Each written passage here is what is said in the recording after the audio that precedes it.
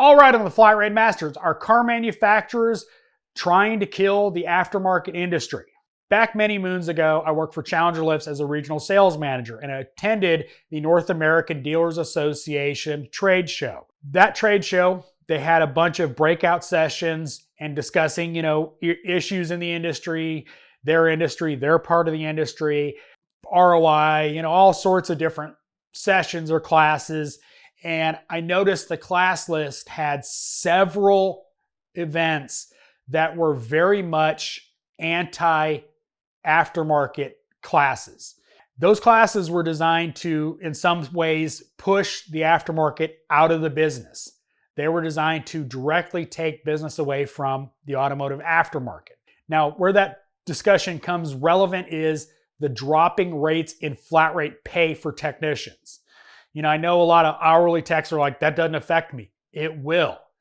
Because as those cars come out into the industry and they're paying times that are literally impossible to produce, it's going to affect what the shop bills. So unless the shop adds a matrix to their labor times or the technician tells them to adjust the times, they're not going to understand they're losing a lot of money to make these times. Normally there's a multiplier on warranty time for the aftermarket. That's where Mitchell and ALLDATA get their times. It's a multiplier off of warranty time.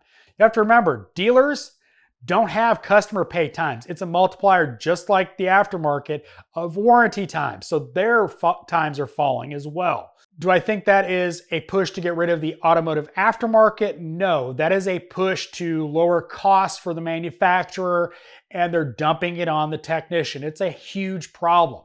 We need, regardless of how you get paid in this industry, that is a problem that needs to be fixed. Warranty times need to be reasonable. Like whatever you charge the customer, fine, but if a warranty time can't be met by people that work on that brand every day, how is a technician in the aftermarket going to see that time be anything but also impossible when you don't work on that car every single day? And that's where dealer techs need to start pushing back on these times. There's just no way around it. When you see impossible times, you need to start questioning it every time, because until they get enough pushback from their dealer techs, which is happening. Dealers are losing technicians left and right because of these falling labor times. And we see it in the aftermarket. You'll see a job that 2 years ago paid, an hour now pays 0.3 on customer pay. Seen it, unfortunately. Luckily I saw it and remembered that's not what I get paid.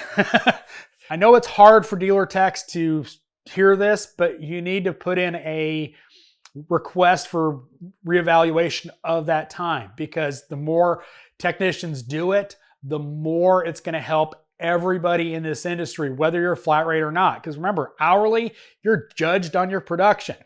You may not be paid on it, but you're judged on it. It's important to fix for the entire industry, because the more they push for less and less time, the more it's going to cost everybody in this industry that turns wrenches.